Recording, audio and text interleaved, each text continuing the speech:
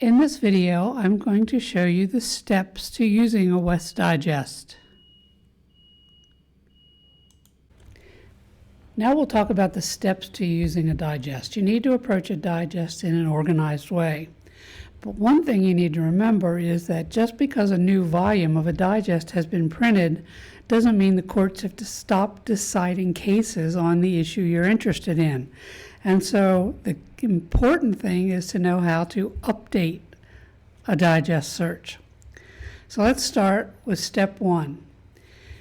You check the digest topic and key number in the bound digest volume. Already showed you how to do that. Now you're probably thinking, okay, but I still don't know how to find the topic and key number. Don't worry, that's coming up in 2 videos from now. Step 2 is to then check the same topic and key number in the digest pocket part. If it's not there, that means there have been no new cases. They don't waste space printing the topic and key number and definition if there's no cases to include or no other new material to include. Step 3 is to check that same topic and key number in the most recent supplementary pamphlet or pamphlets. And those are interim pamphlets published between annual pocket parts. The pocket parts come out once a year, and sometimes, usually, they have to publish a single volume update to those pocket parts sometime during the year, and depending on the jurisdiction, there may be more than one. Like there's currently 2 for California. Step 4, check the closing table in the front of the last update, whether that's the pocket part or a supplementary pamphlet.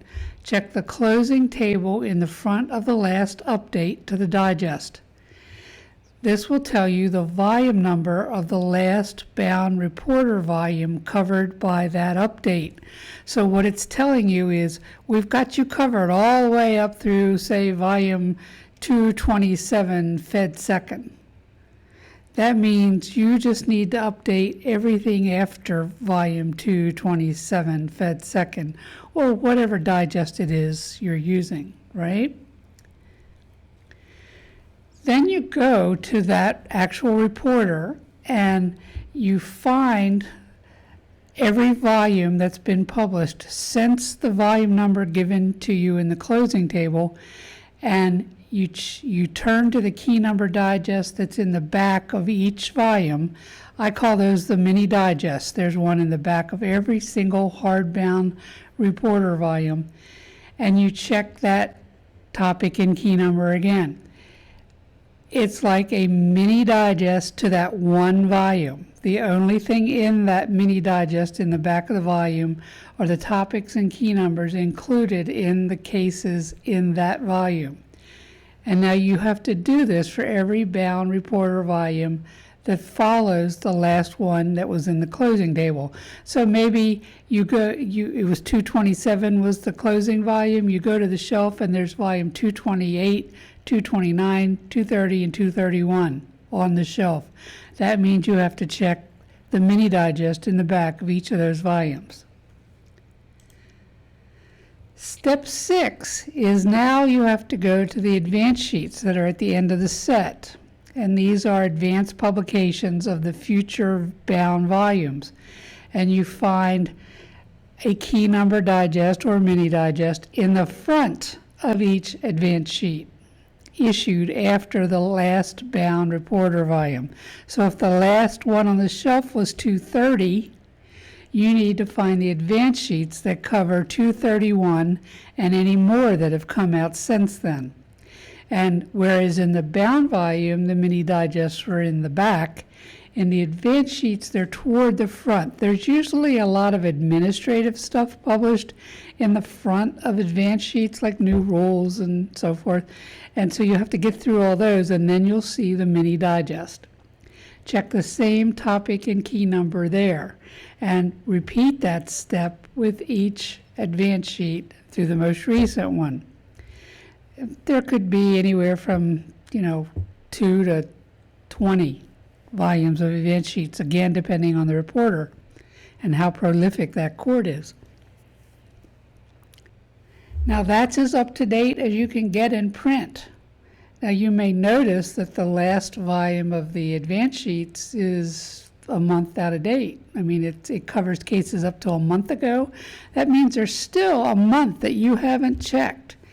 So you would have to use Westlaw. Back in the day, we didn't have that option. We got as up to date as we could get through the last advance sheet, and then that was it. That's all we had access to before Westlaw came out. Now, in reality, if you are in a library where you have to use print, you'll have to do all those steps.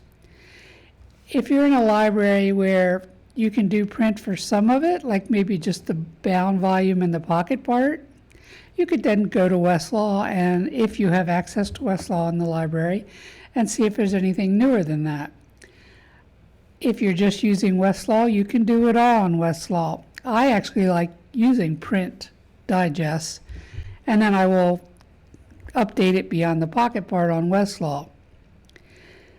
But in any event, understanding these print digests is going to make the digest as it appears on Westlaw make more sense to you.